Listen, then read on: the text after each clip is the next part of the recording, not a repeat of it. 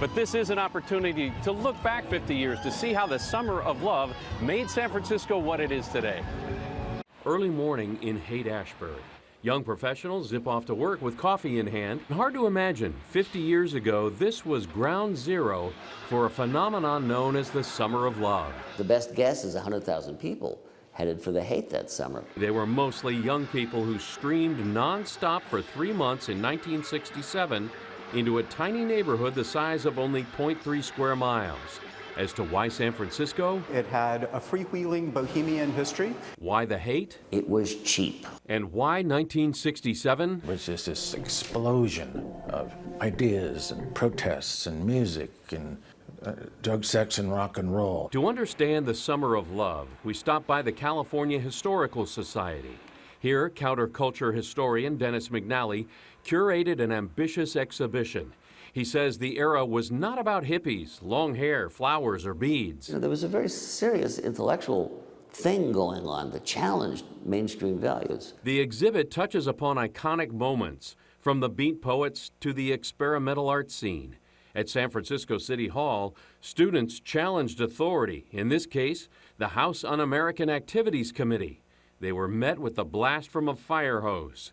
Free speech and the freedom of thought became paramount. To challenge every assumption. Today at City Hall, a different kind of exhibit is on display. A treasure trove of photographs, all taken in 1967 by the late, great Jim Marshall. Counterculture historian Nicholas Merriweather. A picture is worth 1,000 words. Nothing could be more true of the photographs of Jim Marshall. Marshall documented history in the making. His photographs show the events leading up to the Summer of Love. In January, the gathering of the tribes for a human being was held at Golden Gate Park. Timothy Leary set the tone when he told the crowd to turn on, tune in, and drop out. My advice is to sit down with your kids and ask them what they're learning, why they take it. The Haight was already percolating with artists, college students, and musicians like the Grateful Dead. There were anti-war protests, Hell's Angels, and strange encounters. The old man in a three-piece suit and his hat, shaking hands with the hippies. Amelia Davis operates the Jim Marshall Estate and Archive. Jim had a very curious eye, and he documented it.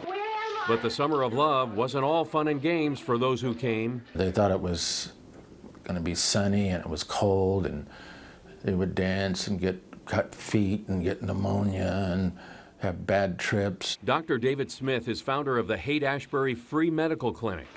With a host of volunteers, he opened its doors 50 years ago in June. Hundreds of people were already in line. The exam table was my kitchen table. All the medications were donated. But thanks to incessant media coverage and tourists, the Summer of Love ended in October with a mock funeral. Called the Death of the Hippie, participants carried a casket through the Haight and set it ablaze in the Panhandle. And soon, meth and heroin flowed in, targeting vulnerable kids on the street. For the next several years, the Haight was kind of a very tough place to be. But the Summer of Love left a lot of good. This is where healthcare as a right, not a privilege idea got started. If you do yoga, eat organic food, or are concerned about the environment, You're still moving in the currents that were kicked up in the 60s. including the idea We can make a difference. There are things that we can do.